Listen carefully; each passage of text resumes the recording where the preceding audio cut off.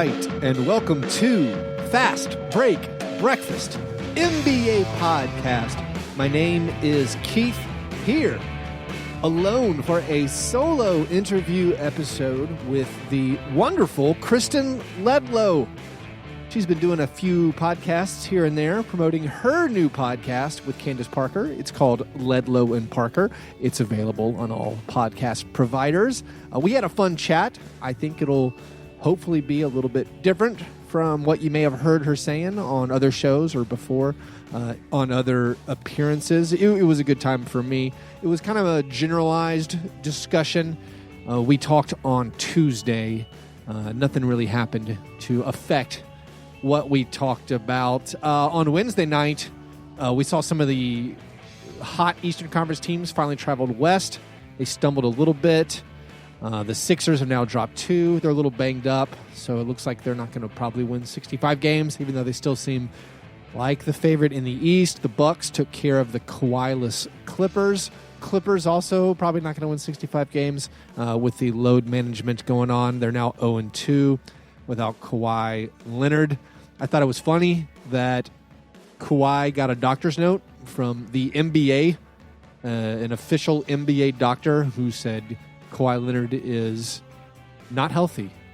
He is officially not a healthy person, can't play back-to-backs. I don't know if it's true or not. I don't care that much. I like the doctor's note. It's akin to when I was in high school. I had my AP history teacher wrote me a note that just said, "Please excuse Keith," and it was signed without a date or a time, so I could use that whenever I wanted. So, like Kawhi, just letting you know, it's good to have connections and people who will write you notes. So, Kawhi is off the hook and the Clippers are, for not being fined for resting healthy players, which is against league rules. It is kind of strange. It's not strange. The drawback to Kawhi resting and the pushback to people who are like the player empowerment, they should do whatever they want, is the NBA makes a lot of money. The players are making a lot of money because of the TV contracts. Not having the players play in these big national TV games, it seems like it might affect the advertising dollars.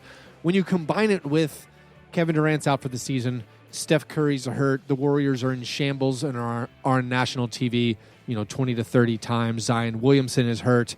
There's the whole brouhaha with the Chinese fans and the Rockets. And it seems like all these things are pointing to the NBA ratings going down or not being very good. So I don't know if load management and Kawhi is going to contribute in some part to possibly the salary cap dipping even more and ending up costing players money in the future. But I guess that's all conjecture, and that's above my pay grade. Also on Wednesday night, the Grizzlies beat the Timberwolves. The unbelievable Ja Morant with his running mate, big man, no, not Jaren Jackson Jr., who was 0 for 5 in 15 minutes. Brandon Clark, who pitched basically a perfect game. He was 7 for 7 from the field. He was plus 30 and plus minus in just 22 minutes. Brandon Clark with 18 points, 8 rebounds, 2 assists in just 22 minutes. Also in that game, Dillon Brooks was on fire. Jay Crowder was hitting it. The Grizzlies, a team that was last in the NBA in three-point percentage, shooting 26.5% coming into the game, hit 12 of 23, led by Jay Crowder and Dillon Brooks. And the Timberwolves lost their first game this season, their only game this season, against a Western Conference team. I thought that was kind of interesting. They started playing all Eastern Conference teams. So, maybe they're pretty good start. Not exactly what we thought. But also, it should be noted, the Timberwolves were without Jeff Teague, were without Shabazz Napier. They had no really point guards or guys to handle the ball that much. And they got unlucky with the Grizzlies hitting all of their shots. On Thursday night, I'm excited to see with the Terry Rozier game leading the streaking Charlotte Hornets, a surprising 4-3 winners of 3 straight going against Boston. Boston, who's been great this year so far. We also have another team from the East that's their West Coast road trip didn't start that great. The Heat, they got pounded by the Nuggets, but Heat Suns. The Heat Suns play on Thursday night. Two teams off to very good starts. The Suns, a team that everyone's tagged like, they're probably not for real, but maybe they are for real, and it'll keep going. And so one of those teams gets to leave Thursday night with their team with a 6-2 record and feeling pretty good about themselves. When you're watching these games on Thursday night, if you want to use your knowledge to maybe place a wager, well, good news. We've teamed up at Fast Break Breakfast with mybookie.ag. Their app and their website make placing a wager incredibly easy. It is simple to use. And the best part is they will now give you a 50% bonus on your opening deposit if you use our code BREAKFAST. So if you go to mybookie.ag, enter the promo code BREAKFAST. If you put in $1,000, they will give you $500 for free. That's just free money they will give you all the way on up to, they'll give you a $1,000 bonus if you place a $2,000 in. Maybe you're not a big spender. Maybe you're not a high roller. You just want to put in $200. That's a free $100 to place on. Maybe you think, hey, the Suns aren't for real. The Heat are going to take care of business tonight. If you want to bet a little, win big, you can do a parlay, combine your bets. Use the basketball knowledge you have to put some money in your wallet. Use it just for entertainment purposes. It's a blast. Adding that little extra juice on the games as you're watching NBA every night. So go to mybookie.ag, use our promo code BREAKFAST. Accept that free money they are giving you. mybookie.ag. You play, you win, you get paid. All right, and now my talk with Kristen Ledlow.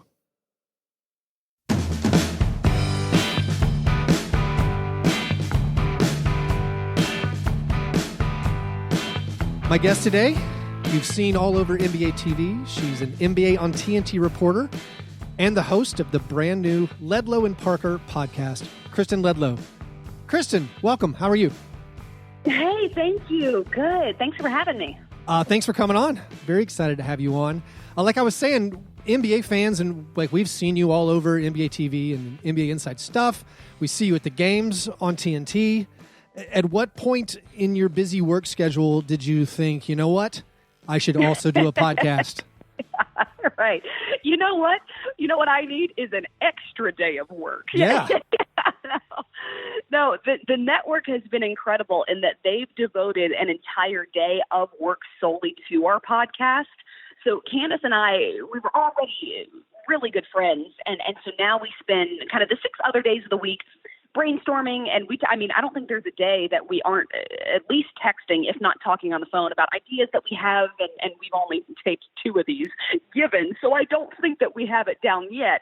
However, we spend, all of the other days of the week just talking back and forth and bouncing off ideas for guests and topics, and then we have Mondays where we have the opportunity to actually sit down face to face in our studio to be able to talk through things, to be able to talk about ideas for the future of the podcast, and then to be able to sit in a studio and to just flesh it out, and so it's been really, really fun so far.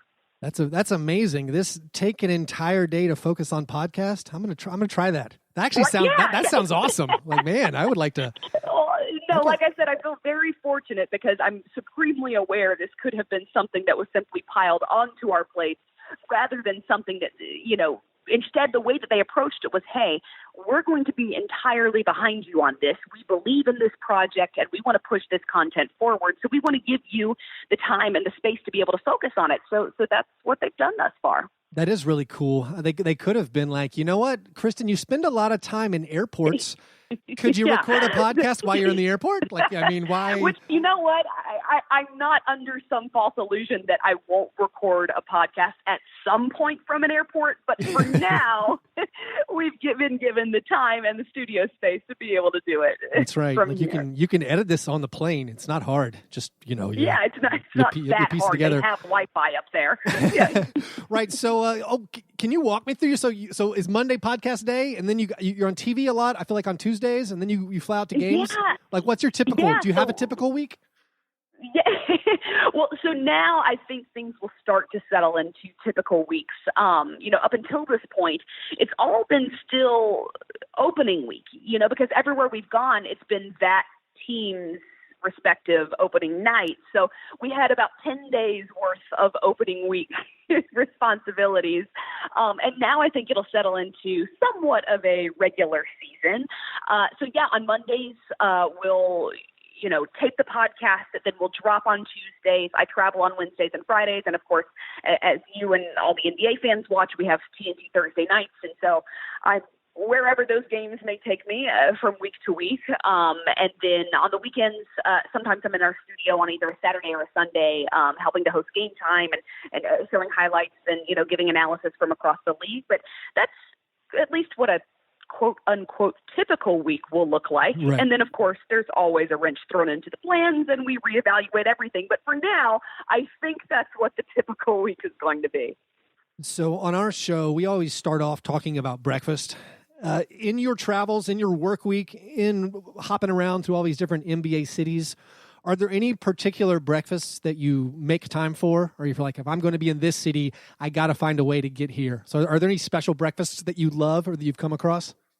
Oh, wow. That's a great question by you. I think that maybe I'm the wrong person to ask it to, though, because I love breakfast food as much as I do. Uh-huh. Like, there's nothing in any big city that stands out to me as more important than the Waffle House that's a mile away from my house. Nice. So I'm perhaps the wrong person to ask that very important question, but breakfast, hands down, my favorite meal of the day. Breakfast food I could eat for any meal of the day. But no, I mean, unless you have any recommendations to throw my way, I really just, wherever I am down for whatever is their equivalent of the All-Star Special. Yeah, no, that's good. I have a list. I actually need to compile it of all the recommendations. I haven't traveled as much recently. I started this podcast when I had children. I'm like, I'm going to be stuck at home. I need a podcast. But now I have this list of all these like breakfast joints I need to hit. Roscoe's Chicken and Waffles in LA. That's been recommended a couple times, and I haven't been there. So yeah. Yeah, it's good. It's two flavors that until you put them together, you would not expect them to just come together as beautifully as they do. Yeah. And even that, I'm underselling it. Trust me. You got to make the time for Roscoe. I'll hit it. We have in Nashville, like our big rage that's kind of caught on is the hot chicken. So we have hot chicken and waffles here, and I do that. Like, I love it. I don't care. Oh, yeah. All right. The hot chicken. Next time I'm around town, you should do it.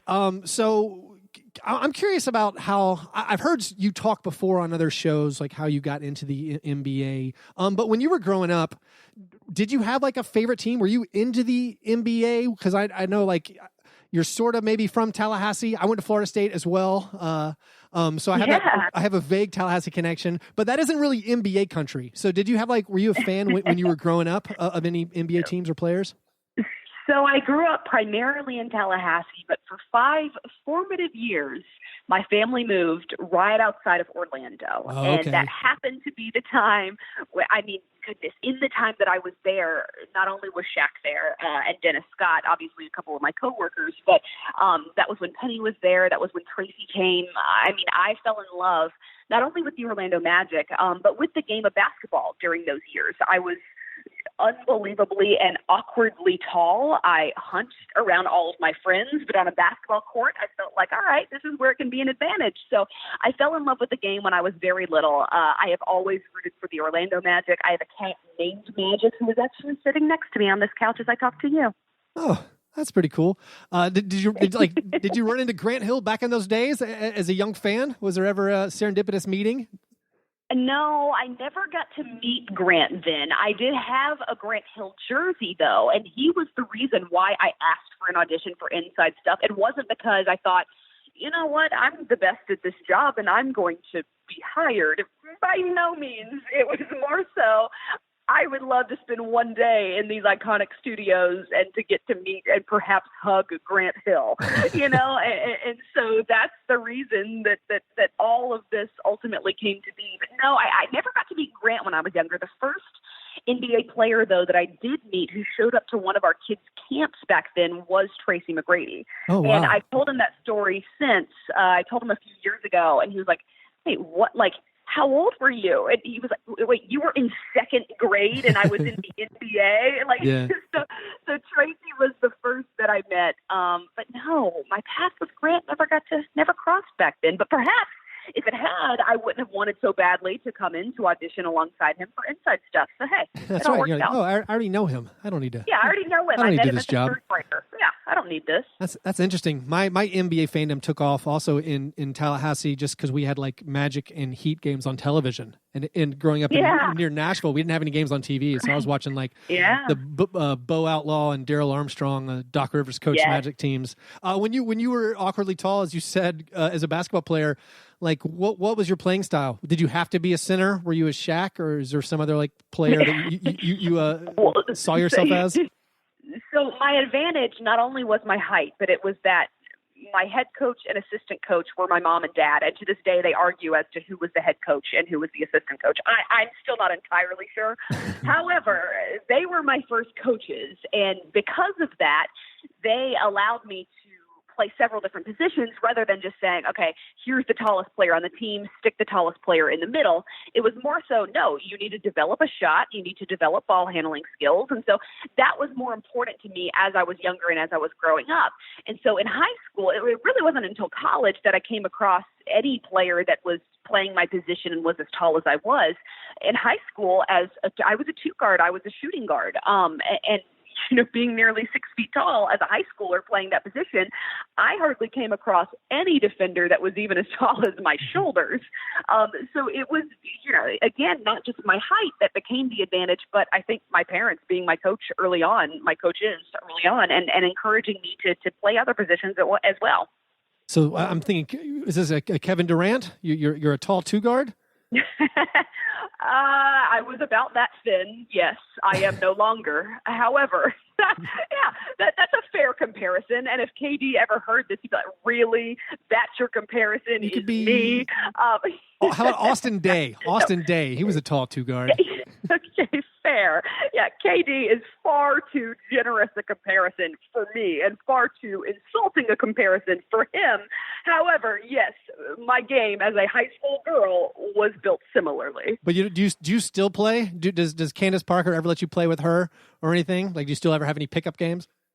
No, not ever. And I have no desire to either. I'm asked that question all the time. Like, oh, do you still go out there and get a run in, for exercise? No, I was one of the ones who felt as soon as my last game was played, I'm done with this for good forever. I never missed it. I never missed playing. I missed the game. I missed being around my teammates and being around my coach and the game itself, which is why this career path that I've taken on down has been, as fortuitous as it has been, because I get the opportunity to be around the game without actually playing. My knees were shot by the end of my career. I was so done running. I was so done, right. Leaving it all out there on the court. And no, I mean, I do not get out there and embarrass myself playing with Candace Parker. She's one of the best to ever play the game, man or woman. I can't imagine. So no, I don't ever play anymore. I still shoot around a lot because we actually have baskets in nearly every studio in our office building. So we still shoot around a lot. We still play horse a lot. But no, never do I get out there and purposely run up and down a basketball court. Got you. So you don't miss playing at all. So I now have you as Darko Milicic. There we go. That's fair. Yes. Right. Like I knew when my career was done. Yes. So I don't know if you do this as much anymore. I noticed because of my Florida State connection, you used to on Twitter, you were a big Florida State fan, but you were also an Alabama fan. And I know with college football, that seemed at odds, and it kind of rubbed me the wrong way. So I'm curious, do you still feel that way? And what's the Alabama connection?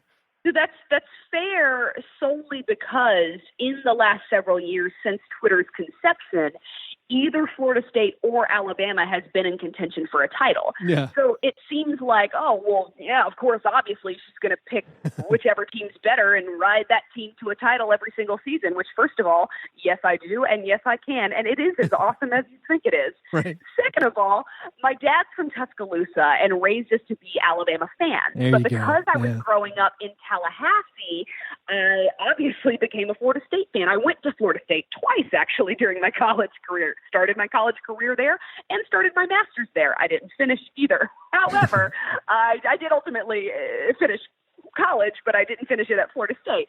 So yeah, I grew up rooting for Alabama with, the entirety of our home decorated in Roll Tide crimson gear. But I was in Tallahassee and had the opportunity to grow up with those, iconic 90s Florida State teams. So at the time, it didn't seem like an issue rooting for both of those teams because Florida State would be really good in the stretches that Alabama was a non-factor. And then Alabama would be really good, like right now, in Sure. the stretches where Florida State is a non-factor. But they'd only gone head-to-head. I think in the time I've been alive, they've only played each other maybe 3 times. So it never really felt like an issue in that they would face each other until, of course, like I said, the conception of Twitter, where then everybody gets upset instead of simply allowing you to enjoy rooting for football teams. They want you to have to pick one or the other, and I refuse to do it. I'm going to have a good time when I watch, and because I have a backup team in either Tallahassee or Tuscaloosa, I'm always going to be on the winning side. There you go. I'm sympathetic. Very similar to you. I was raised an Auburn fan.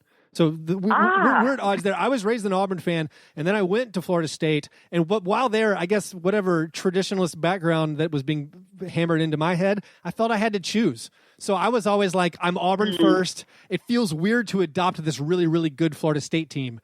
So the ultimate question then for you is who you rooted for in the 2013 title game when Auburn played Florida State. So who were you rooting for? I was rooting for Auburn, and the weird thing was, when Florida State won, it's like, I win either way. I actually felt kind of like I lost. And it's like, we blew a championship season for a team I cheer for. It was kind of wasted because my actual favorite team, I got out of college football then. Because I'd gotten so into the NBA. We started doing the NBA podcast, and I was like, my 2 favorite college football teams are playing for the title. This is as good as it gets. I probably would have stopped. Yeah. I'm probably going to stop watching, and that did happen. Right. It won't get any better than that. So when you cover the NBA, a lot of places we see you have to do like the in between first quarter and third quarter, or after the first and third quarter timeout interviews. I don't know if you can answer, but what's your opinion on doing that? It seems incredibly awkward. Like, how do you feel about it? Well, so the thing in and of itself is that you're asking a head coach doing his job, coaching a basketball team, to come away from his team for several moments and to answer a couple of questions. The reality is that we're all broadcast partners in putting on this show or calling a basketball game. So he has to do it, and I have to do it, and that's that. I, however, have pitched several times that spending that time with perhaps a fan sitting courtside like Jack Nicholson would be more valuable than some of the non-answers that we get during coaches' interviews. To me, it all comes down to the relationship with each individual coach. There are several coaches that I know, no matter what the circumstance, no matter what the scenario, they're going to come over, they're going to give me some of their valuable time, they're going to give me a valuable answer, and I know that no matter what's going wrong on the court, they're not going to take it out on me. Guys like Mike D'Antoni, guys like Mike Budenholzer, guys like Brad Stevens or Alvin Gentry, or just a few that come to mind when it comes to guys that I know, no matter what's going on the court, they're going to be respectful of my time and give me an answer that at least allows me to feel that my job here is valuable. There are then others on the opposite end of that spectrum who not only protest the interview specifically with me, but the entire idea of it altogether. I think that as long as we're on the same page, those coaches' interviews can be valuable. But like I said, I've pitched other ideas in what we could do with that time because, sometimes it's that, so Vince Vaughn is sitting here next to the head coach. Yeah. Perhaps 2 or 3 questions with him would be more entertaining for the viewer than these 2 or 3 quick non-answer answers that the coach is going to give me because he's not going to reveal too much strategy heading into a fourth quarter of an NBA game. So that's kind of where I stand on that. Have you gotten pushback? Or are there people who are saying, like, you know what? People are watching the games for this. Like, they want to see what Greg Popovich is going to say or not say. Like, does someone watch the games for these things that doesn't want to see like Paul Rudd give his opinion on the Lakers? Okay. When you put it that way, then it sounds like a stupider answer than it sounded like when it was in my head. No, I know. I'm all for yours. I'm saying I'm all for yours. Yeah. Who watches the games for what Budenholzer is going to say when, like, why don't we just interview a fan or someone famous or celebrity? Yeah. Well, I think when it's most valuable is, like I said, when we're on the same page as to what we're accomplishing here. And for now, the league wants the opportunity for us to be able to give the fan an inside perspective as to what's going on in those huddles. And that's what those coaches' interviews are meant to accomplish. So I absolutely see the value in them. I also think that you could do something else with that time, and it would be just as valuable to perhaps the fan from an entertainment perspective. But to the league and to our network, I think it's most valuable when we're on the same page, when we see this as a chance to allow the NBA fan inside some of these huddles and inside a coach's mind for just a few moments. It's the same reason why fans love those the mic'd up moments, where a player is wearing a microphone for some of or all of the game, and the coach does the same thing. And given we're not going to reveal team strategy in those moments, but it gives you an opportunity to feel like you're more part of that team, more part of that player, or more part of that huddle than you ever would have had the opportunity to be in the first place. So for that reason, I see those coaches' interviews as valuable. But I mean, you threw out Paul Rudd's name out there. Who wouldn't want to see a couple of quick questions with Paul on the sideline, right? No, I mean, the mic'd up, everyone loves mic'd up. Mic'd up is real. Yeah.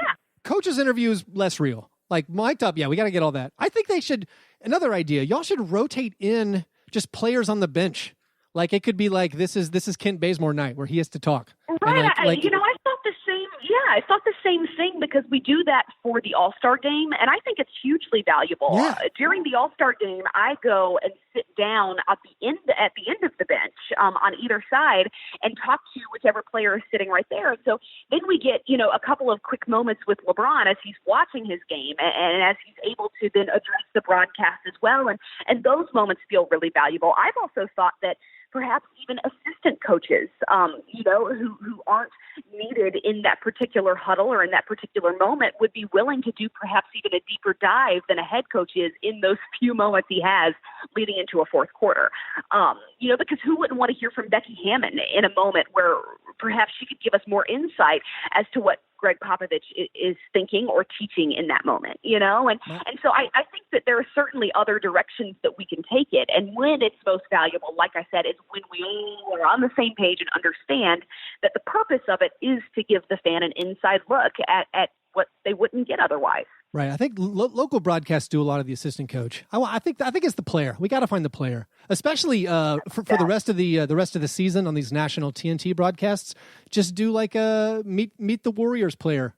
Guys, like this is Eric Pascal. You've never you've never seen him before. It's not going to be a player. It has to be Paul Rudd. That's how I feel now. Now that you put him in my head, I'm not going to get him out of my head. Yeah. So last thing.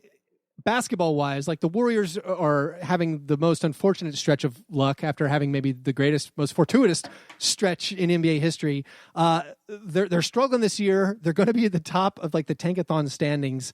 If the Warriors end up as bad as they look currently, and they are at the top of the lottery odds, and they happen to win like the overall first pick, how do you think the Warrior hatred? How will that fan furor compare to when Kevin Durant went there? Like, will that just be, does NBA Twitter explode? I laugh solely because there are so many, and I am not among those many, that have been waiting to see the end of the Warriors as we knew them. I, for one, enjoyed watching the very best in the world to play the game over and over, night in and night out, year in and year out, knowing that the NBA has been built on dynasties. There have been and people say, oh, well, the Warriors are bad for basketball. Are they? Because were the Lakers during the stretch that they won championship after championship? Were the Chicago Bulls during the stretch that they won, 6 of 8, was it? Were the Boston Celtics? No, it's always been nothing but good for the game. And then we watch to wait to see who's going to take down those dynasties. So I'm not among those that was waiting for the streak of unlucky to follow the streak of unbelievably lucky. However, it would be so very Warriors to have, a season where you're not in the Western Conference playoff picture, but then next season you're starting perhaps 4 All-Stars, including Stephen Curry, Klay Thompson, Draymond Green, D'Angelo Russell, and the number 1, 2, or 3 pick in the draft. I mean, that just, even thinking about it is making me laugh. And I hope I'm there. It feels wrong, but also like I'm fine with it. I'm fine with it as long as Joe Lacob doesn't say anything like that was always the plan. Light years. Yeah. No, but that's part of the allure, pretending like we always knew it was going to happen this way. No, come on. No, you didn't. There's no way that you could have known that Draymond Green would turn out to be as valuable as he was, or that Stephen Curry would turn out to be a generational player, or that Klay Thompson would become one of the greatest shooters of all time. There's simply no way you could have known that, or that you would come back from a 3-1 deficit in a conference final and convince their best player to come become your best player. There's no way that you could see all of that working out as well as it did, but part of what makes it so fun is that the powers that be pretend they knew all along. Right. Well, Kristen, I've already taken up too much of your time. Thanks so much for coming on the show, and we will all check out the Ledlow and Parker podcast, available everywhere, and hopefully you can come back on sometime. Of course. Thanks again for having me, and send me the breakfast recommendation PDF as soon as you compile it. I will do. Thanks a bunch. All right. Thanks. All right, thanks to Kristen for coming on. Ledlow and Parker is available on Apple Podcasts and Spotify, iHeartRadio, all that good stuff. Make sure you check it out. A whole day just a podcast. Isn't that the dream? If you want to make that dream a reality, actually, it'll never be a reality. If you want to help that dream for Fast Break Breakfast, you can support us at patreon.com/fastbreakbreakfast. Signing up there, you get access to exclusive bonus content, including the Millennial Brunch bonus episodes that come out once a month. You can join the Slack chat for just $3 a month and talk basketball around the clock with me and John and Chuck and all the other very intelligent and entertaining Fast Break Breakfast fans who are already there. So support us at patreon.com/fastbreakbreakfast. Another way you can support us, if you are the gambling type, use mybookie.ag. Get a 50% deposit bonus when you open a new account using the promo code BREAKFAST. mybookie.ag, promo code BREAKFAST. All right, you can follow me on Twitter at FastBreakBreak. Everyone go subscribe to Grits and Grinds. Got a Grits and Grinds announcement coming up soon, but go subscribe to Grits and Grinds. Yes, it's for Grizzlies fans, but all of you listening, I have a new podcast, Grits and Grinds, a Grizzlies podcast. Subscribe there. You guys are the best. Thanks for listening. And remember, breakfast is the most important thing.